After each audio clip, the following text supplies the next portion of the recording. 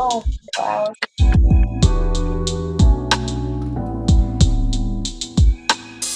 You need some else?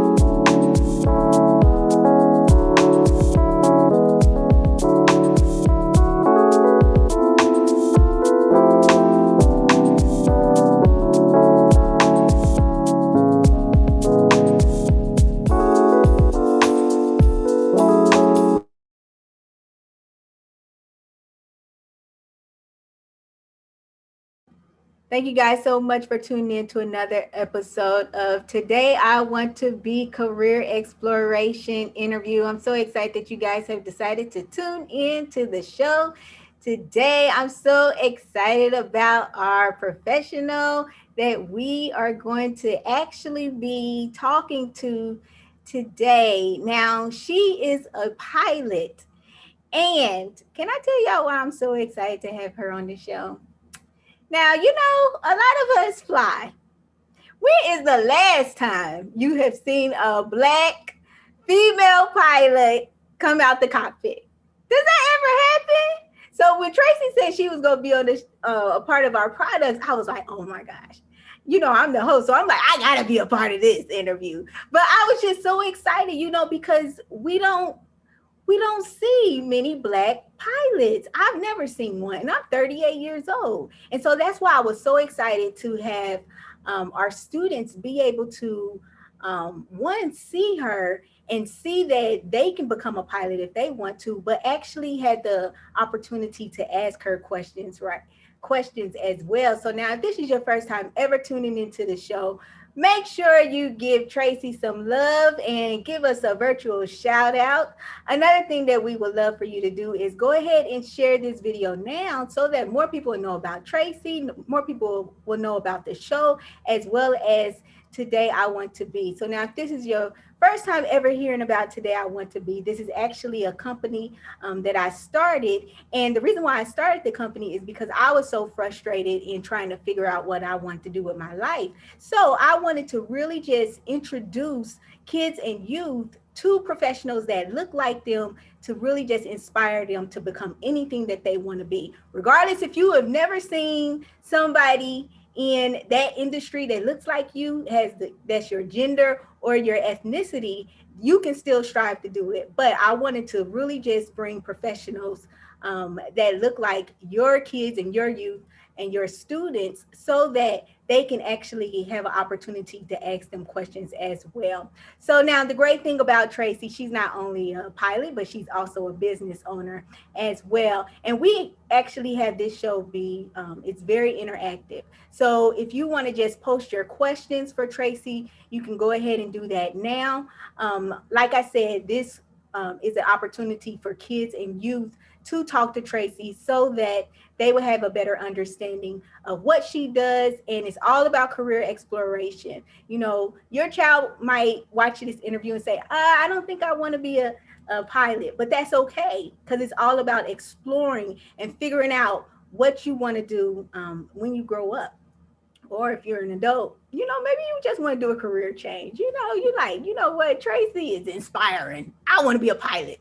So make sure that you share this video now. Make sure you also don't hesitate to post your questions, because no question is a dumb question. The only dumb question is a question that's never asked. So we're going to go ahead and start with you, Asha. Can you just tell the viewers just a little bit more about yourself, what you want to be when you grow up, and what grade you're in, and where you're going to next, because that's a good question for you.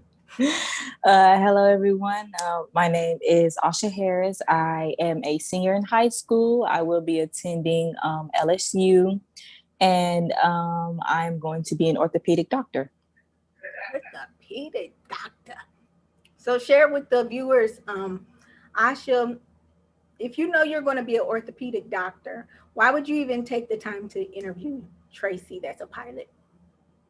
Because like you said, like when was the last time you seen an African American pilot at that a female pilot? So I was just interested and curious about what it is that she does. Excellent. Y'all know I love having Asha on the show. She be having some good questions. So now, Tracy, can you tell the viewers just a little bit more about yourself and how long you've been a pilot? My name is Tracy Atobatele. I grew up in Nigeria, West Africa. That's where I spent most of my life. I came to the United States in 2016 for my flight school training, and I've been here ever since. I finished my flight school training in 2019, and right now, presently, I'm working on my certification for flight instructing, That's where I teach other people how to fly. And either going to do that for a long or a short while, or just get to a certain amount of hours and fly for a jet charter company. So well, thank you so much for sharing that with us. I can't wait to learn so much more about you and what you do. Catherine, can you tell the viewers just a little bit more about yourself, as well as what grade you're in and what you want to be when you grow up? Well, my name is Catherine Nolly, and I'm in 10th grade. I go to Edgewater High School. And when I grew up, I wanted to be a website developer. Oh, really? Come on, girl. We need you, because everybody got a business nowadays. So Catherine, can you tell us, if you want to be a website developer, why did you want to take the time to interview Tracy? Because I think learning about different careers will help me to grow, and also help me to explore my options, since there's still plenty of time before I go to college to have a career change, and there's also like plenty I can learn from a pilot, and plenty like tips and techniques I can learn as well. So that's good. That's good. So now shout out to Brandon Tillman. He is tuning in. Thank you so much, Brandon, for watching the show. Make sure you go ahead and share this video now. Brandon is actually, we called him a medical device trainer for the longest. He's actually featured in our products as well. Speaking of our products, if you're interested in purchasing any of our career exploration products, make sure you go ahead and go to that link that's in the description box as well. And Brandon has daughters. So Brandon, I hope, no pressure, but I hope your daughters are able to pose some questions as well. So we're going to start with you, Asha. Asha, can you go ahead and ask Tracy your first question? Okay, I wanted to ask, what does a typical day for a pilot look like? Usually it's like really early mornings. It's a lot of planning. And it's just, it's like when you're trained to do something, you pretty much already, know what to do. It's just pretty much zoning in, knowing that, you're going to have to always be on time. You can't be tardy. And just going in there, making sure you get all your weather, your fuel planning, all of that sorted. Because weather is a really, really, really, really, really big factor. So you just make sure that, there's a checklist we usually go through, right? And then it's called an I'm safe checklist. So it's just to basically check if you're, for the I's for illness, M is if you're on medication, S is, you just go through. A is alcohol, F is fatigue, E is emotion or eating. So you just go through every single thing and see like, okay, if that's already like everything's already good, you've not had a drink the day before and all of that, then you're good to go. So it's just pretty much just making sure that you're ready, because the way I see it, every time I take a plane up, at the back of my mind, I always fly with the thought that what if I was flying my dad or my mom?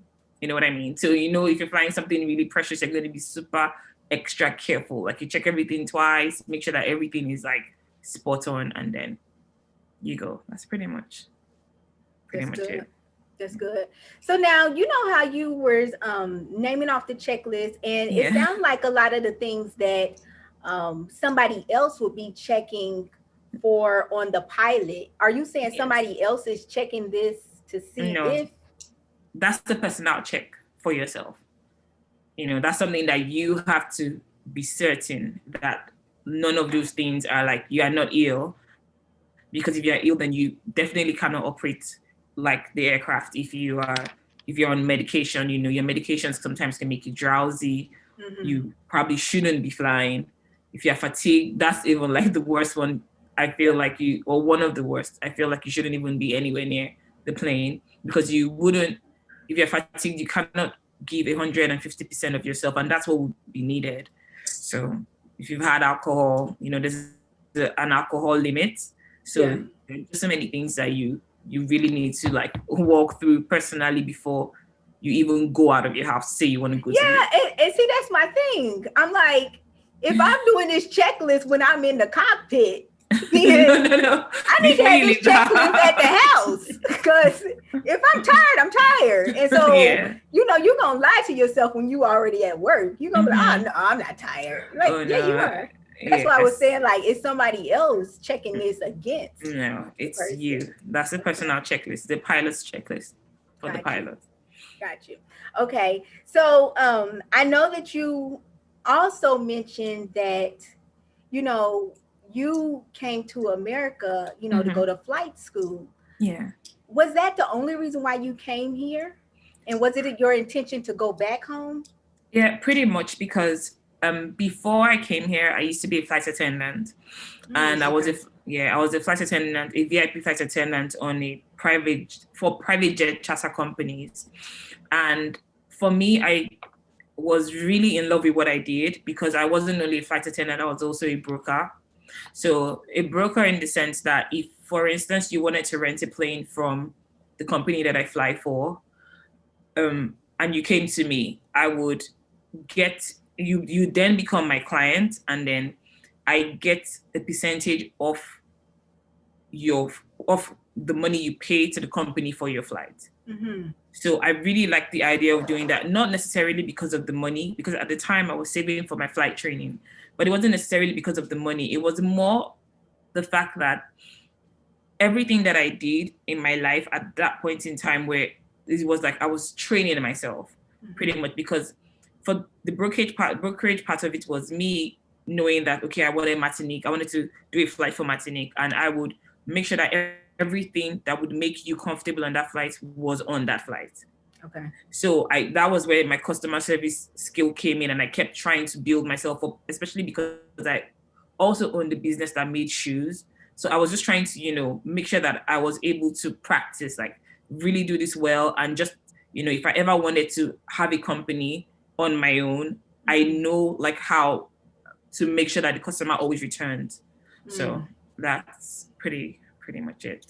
So I did that in Nigeria, and my plan was to come here, like go to school, and then go back home real quick to go and fly like the private jets there. But a lot of things happened when I got here, and I met other female pilots that I felt like, this is like really good to be a part of. That's the Sisters of the Skies part. They were like super encouraging, especially one of them, Stephanie.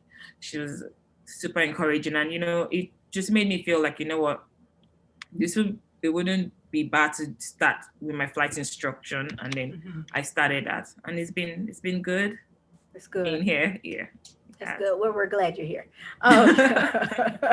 Thank you. So now, what's your question, Catherine? So I saw that you wanted to go into aircraft acquisition. So I'd like to know more of that, what that entails, and more of like what's your plan with that. Okay, what I hope to do when I probably have flown for like a couple of years, and then I always feel like, you have to also build like a portfolio of people that that, would probably be your clients when you do have the money to buy the aircraft. Or if you don't have the money to buy the aircraft, you have learned enough that somebody that has the money to buy the aircraft can say, what, Catherine, I want to give you I have this amount of money. I believe that you know enough about this business, and I want to buy the aircraft, and I want you to manage it. So that's like one area that I would love to go. That's after maybe I've flown for like 15 to 20 years or 10. It depends on when I get that opportunity, because that is, I feel, will be like when it regards to aviation, where I would probably just cool down on the flying aspect and just focus on the business aspect. Because as much as I love aviation, I also love business, and like owning a jet or managing a jet for somebody, or the brokerage, leasing, just being a part of every single thing. So That's good. That's good. So I want to give a shout out to Alyssa Mika, who's tuning in. She said Tracy, and then Musa, who's turning in as well. And Brandon also said, as much as has flown, he has never seen an African American female pilot, and he is here for it. You guys make sure you go ahead and share this video now so that more people will know about Tracy as well as Today I Want to Be. And make sure that you also connect with Tracy because all of her social media handles is listed in that description box as well. So I know that one of my questions that I have for you is, what would you actually tell your younger self? To be honest, I think that's something that, I have really been thinking about a lot of recent. Mm-hmm. And I know like when, as much as because I know a lot of my friends always say, oh, Tracy, you're brave, or Tracy, you forge on no matter what and all of that. But I know that because of how, when I really wanted to start my pilot career, I had lost so many opportunities. And it used to really bother me because I used to think at a point, like, you know what, maybe you would never even get to this point. Because there was one in particular that really hurt me because it was Etihad Airways, and Etihad is like a really big company, Middle Eastern company, and they fly like everywhere in the world. So I had gotten an opportunity to go and do a test in Ghana. That's like pretty like just a neighboring country to Nigeria. I wanted to go do the test there, and another time I wanted to do another opportunity was to go to South Africa to do the test there as well. And I didn't have enough money to even go to do the test. And the money to go do the test compared to the money I spent on my flight training was like, it was next to nothing. And, losing that opportunity because they were going to train me for free. I was going to fly with them for about 5 years. And that was like a golden opportunity to me at the time. And losing that, I felt like that was like the worst thing that could have happened. So I feel what I would have loved to tell my younger self is, just continue pushing. At the end of the day, you would still get to do what you want to do, and everything happens for a reason. And God delays some things sometimes so that you are fully equipped with what along your journey, so that by the time you actually do get the opportunity to do what you want to do, you're smarter, you are wiser, you have everything that you would need to make that particular profession is success. So I think I'll just tell myself, my younger self, to just chill, pretty much. Yeah. One of the things that I was just really curious about is, that you said that you came here in 2016 to accomplish a goal. How difficult was that for you, though, to leave family and to go out and accomplish a goal? To be honest, before I came to school here, I had just lost my mom. And that was like, that was a really, really horrible time for me, because I think I'd lost my mom, and then 3 months after she passed on, before she passed on, I'd lost my job, then I lost her, and then it was just crazy. And I remember my daddy driving me to the airport, and he had this really sad look on his face, and I'm like, no, don't worry, I'm gonna be back soon, and I wasn't even like thinking about how hectic the journey was going to be. And it was, and I think that it was 3 months after I had finished my training, and I told my dad, you know what, I have finished my training. And at the time he had started having the earlier signs of dementia. So he was hearing what I was saying, but he wasn't fully understanding. You know what I mean? Like, that, Daddy, I have actually finished. I'm now a commercial pilot. Like, everything is going to be good going forward. But he just couldn't really understand. So that's something that is really painful. And 3 months after I finished, he passed on. So for me, when I think about that, I feel like, I don't really like to dwell so much, because there are people out there that lost their parents at like really tender ages, like 2, 3, 4. I've been blessed to have like 2 amazing, and I don't say that because they're my parents, but if they weren't even my parents, I'll say the same thing. They are very, very, very amazing people. They pushed me. They gave me everything that I needed to apply myself, so I feel so blessed to have even had them for the time, even though they aren't with me anymore, it's still a blessing. Yeah, definitely. So now, Asha, what's your next question? What did you do during the pandemic when air traffic shut down? Oh, that's a good one. Okay, yeah. At the time, I was just focused on my business pretty much, because for me, I feel like God has given everybody like major talents. There's nobody he created that he hasn't given talent. So I feel like you have those talents, make that talent make money for you.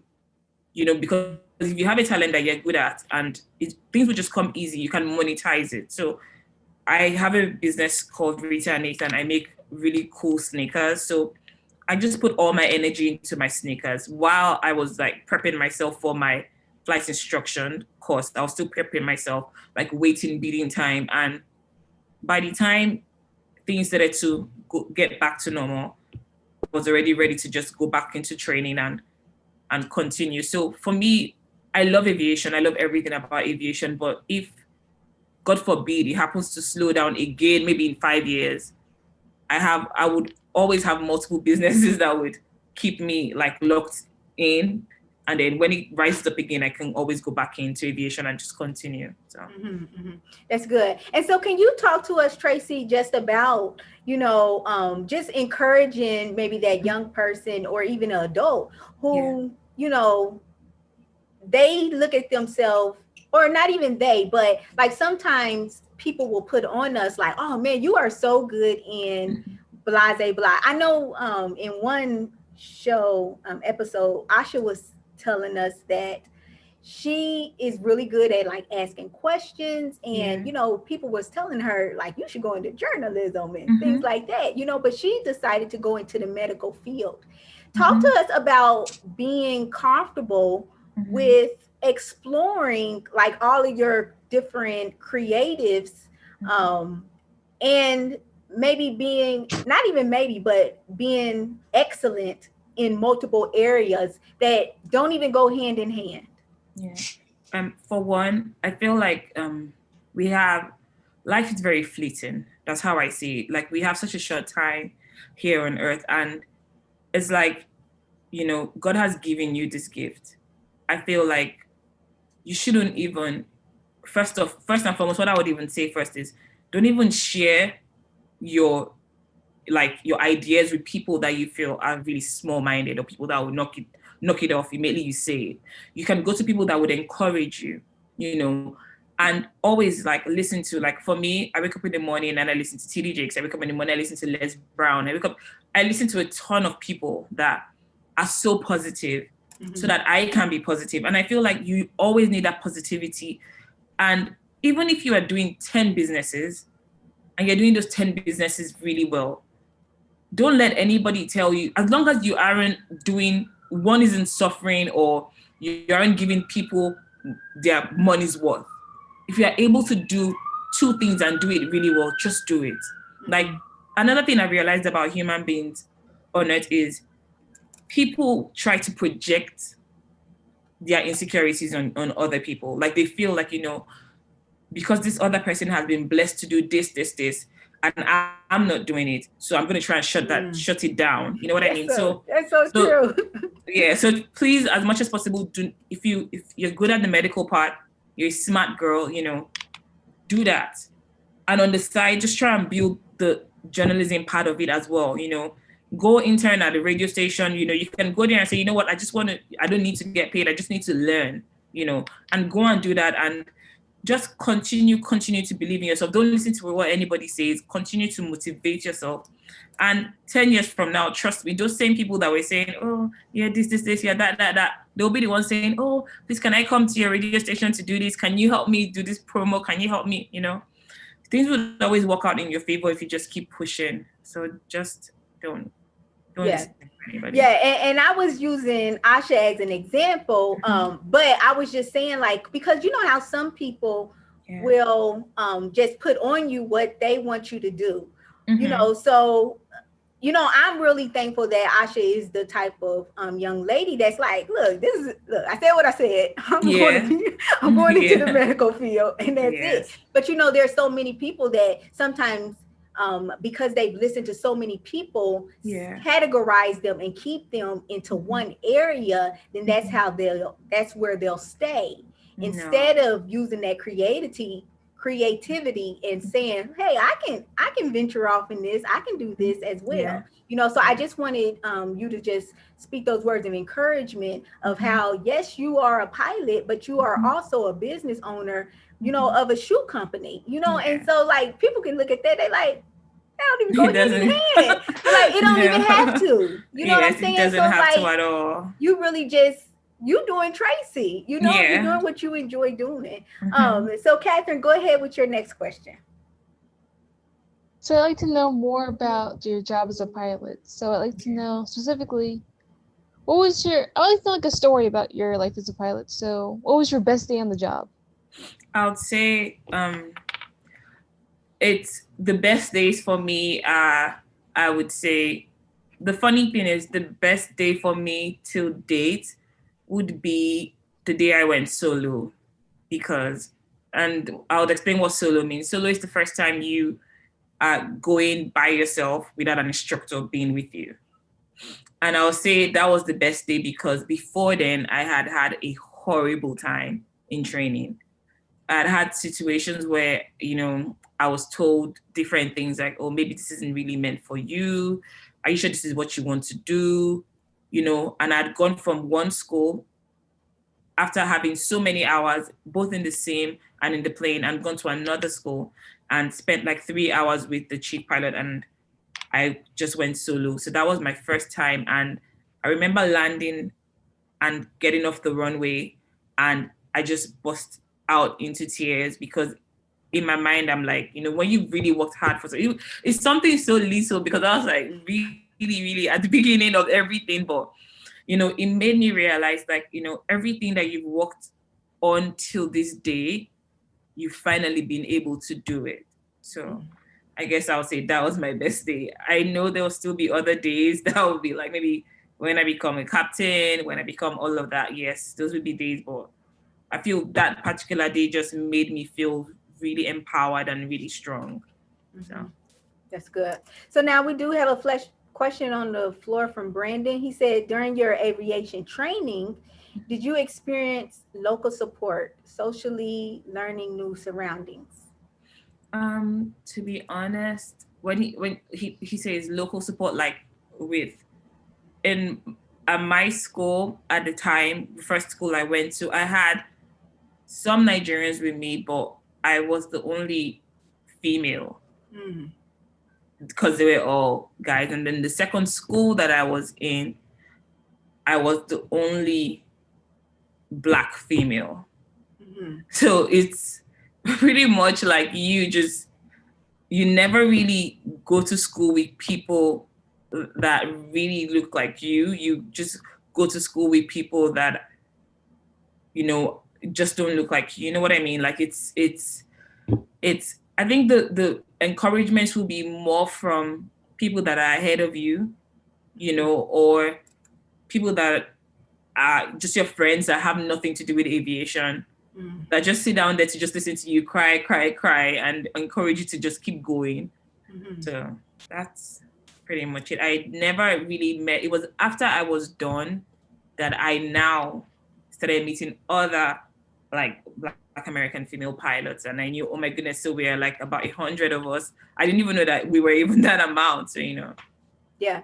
And during my research, I created a post, and I don't know, I just really just felt sad at this number, but there's less than 1% of Black women who are pilots in the United States. And that's less than 150 Black women who are pilots in the US. And I don't know, I just feel like I don't understand. Like, is it just that kids don't know that they can be this to grow up, or like do people just lose interest, or do they never even have an interest? But Tracy, have you ever, like, well, I don't even want to ask this question because I know that this is one of the students' questions. So we are just going to move on. So Asha, you can just go ahead with your next question. Okay. So since we're on the topic, what is something you like for your profession to improve on? I would say diversity and then funding. You know what I mean? Because it's so expensive. Like especially when because I paid out of pocket, and I know people because I have an instructor, and then she always says to me like, Tracy, you don't even want to know how much I have in student loans, and I'm like, okay, like because I've been blessed that I was able to, and I wouldn't even say it's a blessing because I could have done my flight training 10 years ago, you know what I mean? Like, or maybe 12 years ago. So it took me like almost 10 years to come up with like enough money to be able to say, look, I'm about to go, and, I feel like if people that had interest in doing this had like, they could loan money and have like little interest to pay back, a lot more people would do it because flight training is really expensive.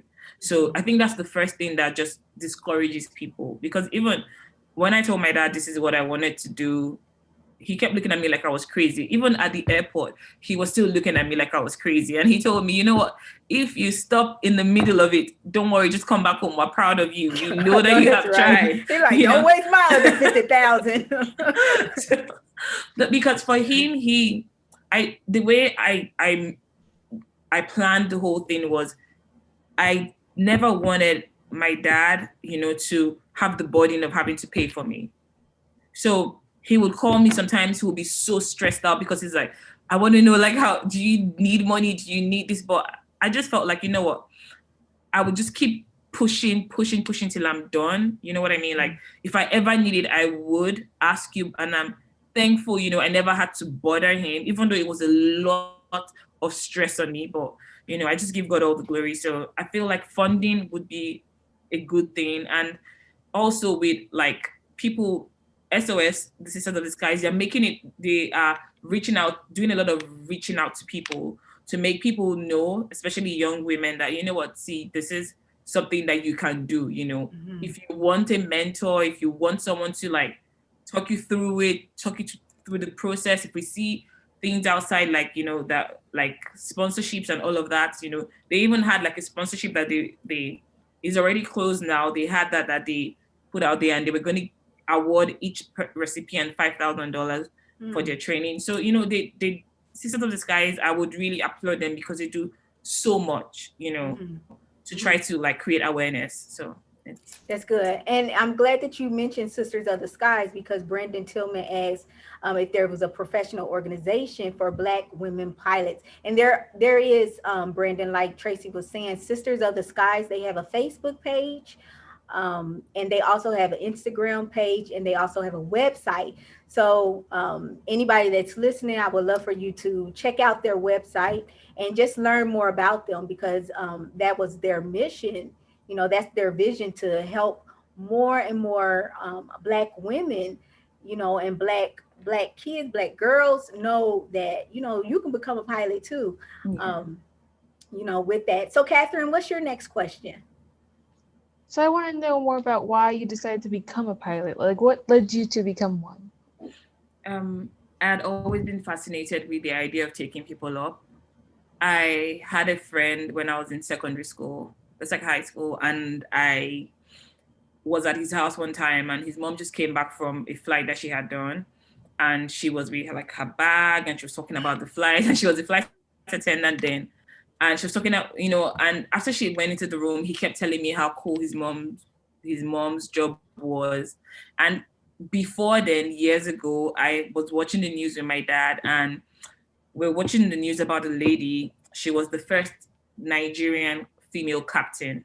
And she was flying for the national carrier, and she lived alone. And it was sadly a really tragic incident because she lived alone, and she had been like killed, sadly, and God rest her soul. And I remember asking my dad, what did she do? Because I was really young then, and I was like, what did she do for a living? Like, why would that happened to us. So my dad tried explaining it to me the best way he could, because I know he didn't even want me to be watching that at the time. But, you know, my experience with that and my experience with my friend's mom, just that it just spiked the interest. And I felt like, you know what, I'm going to keep researching and reading and seeing if this is something that I would even be able to do, because like I said, funding is really expensive. So I didn't think that I was going to be able to do it. So I guess those were the first things I'd seen. And then while being a flight attendant, I flew with 3 female pilots, and I got close to one.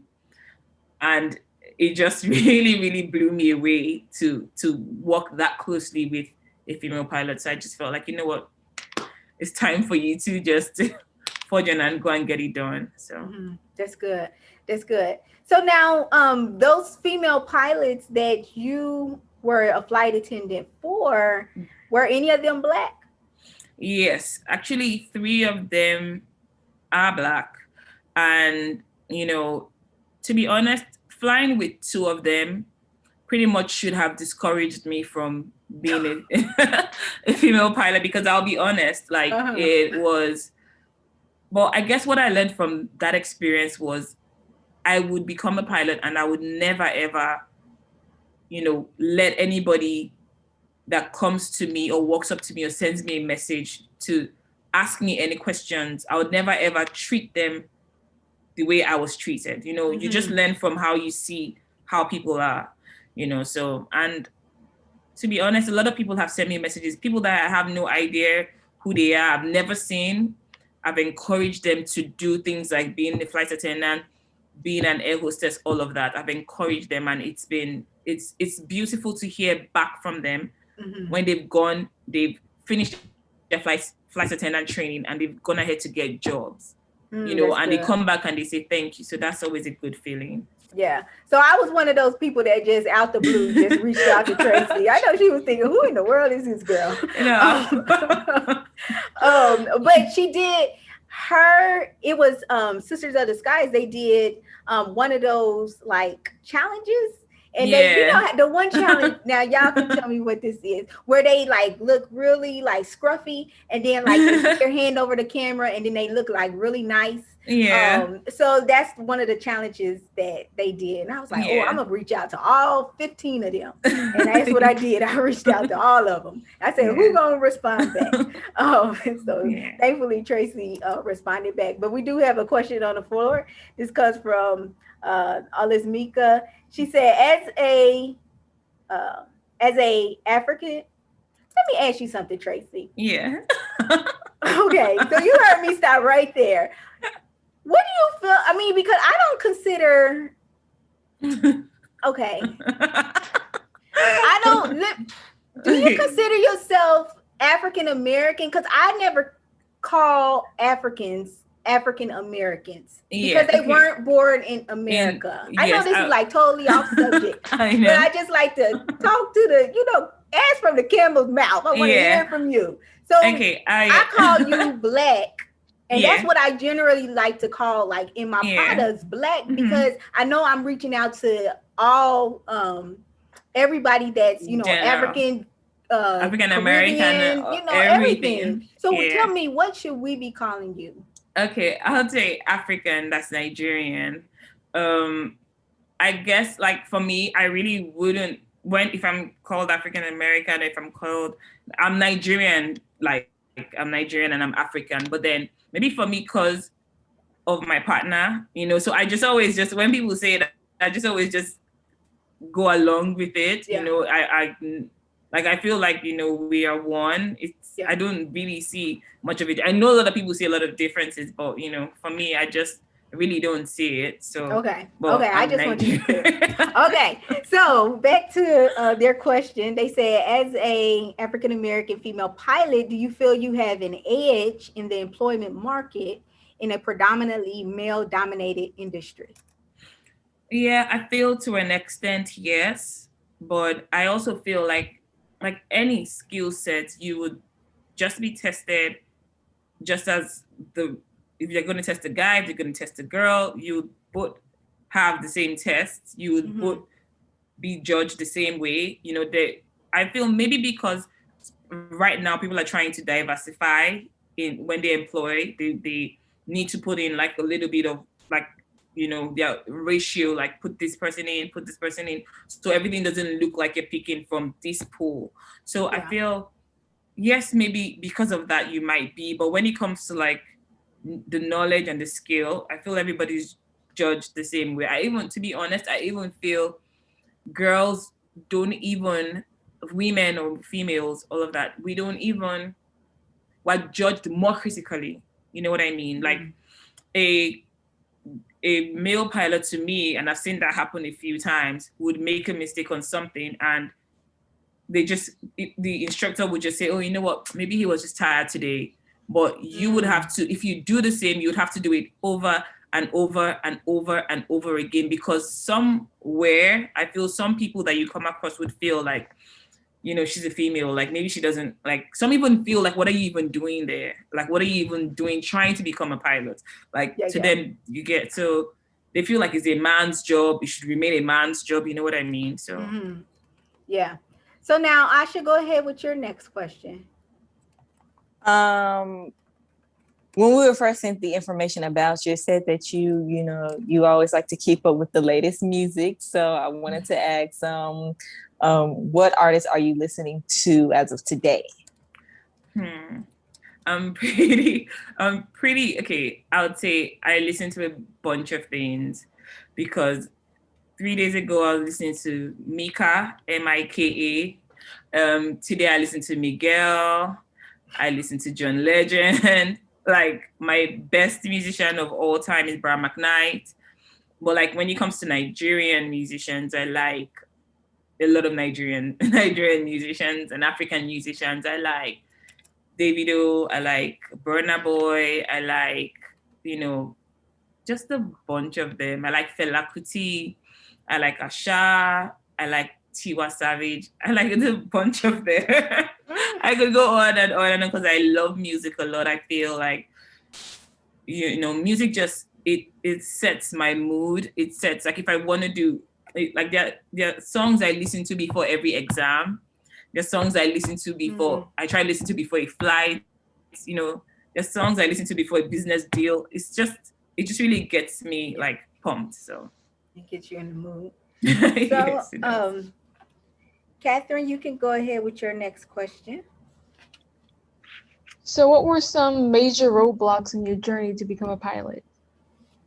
I would say sometimes financial, and sometimes it was pretty much just me, because when you're a perfectionist, even when you're doing things good, you would want it to be perfect. And that was one of the things that I needed. It was a habit or a trait that I needed to like really cut down on, because I would want things to be so perfect. I would want everything to be, you know, even if I went on the flight and the instructor was like, okay, I really like what you did and you did everything 70%, I would still want to be 100%. So I feel for me, it was just me being too hard on myself and the tuition, the money. So that's pretty much. So I know that you told us that aviation school is very expensive. Can you just share with viewers, maybe, is there any way to make this easier for that person that wants to become a pilot? Should you just take out loans? Are there special scholarships or grants for people that wants to pursue an aviation career? I think one of the things that would be best to start off with is scholarships. And then I think studying ahead of time is a good thing, you know, because if you study before you go into it, even if you aren't like totally aware of every single thing that you should be studying, or just having the knowledge of it before you start, because that slows or it reduces the amount of time and the amount of money that you would use to pay for certain things. So I feel like if you prepare yourself before and try to look at scholarships, like there's so many scholarships out there that, you know, one can just be a part of, you know, just apply as much as you can. I think with those two, you should be able to bring your money down like a lot. So. But what did you mean when you say study? What are we studying? I would say there are YouTube videos online that you could just go to just to know the basics, because the first stage of what you would want to be doing is to get your private pilot's license. So there are videos on lessons that you would be doing to get that certification. So if you watch those videos, just spend so much time watching them, so that by the time you decide to go in to start the program, you aren't just seeing those things for the first time. Okay. You're already aware. You already know what comes next. You know the steps. So it's like just easy for you. You can buy a simulator, practice at home. Really? Yes, you can. You can buy a simulator. Don't have people. There are little fake simulators and stuff. And then, that would help tremendously, I think. For me, the simulator helped, but it wasn't like so much. So some people it would help a lot, some people it wouldn't. So So Asha, what's your next question? Where's your favorite place to land? I used to like to land on this island in Florida when I was at school there. It was so beautiful because you follow the coastline all the way, and then you're just over the water for like a couple of minutes, not so long, but like a couple of minutes, and then you come into land. And one time my friend and I got stuck there for like 4 days and it was beautiful. So I guess that's like one of my favorite places, because I still don't know how to swim. I'm learning, but I just used to like to just go over it. It was always beautiful. So yeah. So go ahead with your next question, Catherine. So what do you think it takes to become a great pilot? I think aside from your skills and like being really good with everything as part of the books, I feel your interaction with people really matters a lot, because I feel that's where a lot of people miss it, because they are just really good at flying. You're flying, but you can be a really good pilot, but you might not be an impactful pilot. Someone that people see your life and they are like, okay, yes, I want to be that. You know what I mean? Because you don't even necessarily get along with people that you fly with. Nobody can come to you for advice. You're not encouraging anybody. I feel like your personality, when you wear that uniform, in and out of that uniform, should be something that people can warm up to you and come to you to ask you questions, things like that. So I feel like just having a really great personality and being really good at your job, it's an amazing mix of things. So that will make a really great pilot. So why do you even want to become a instructor?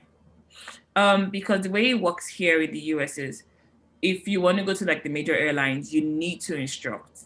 You have to have a certain amount of, not like, I wouldn't say you must instruct, but I feel like the fastest way to get the amount of hours that you need to get to the airlines is being an instructor.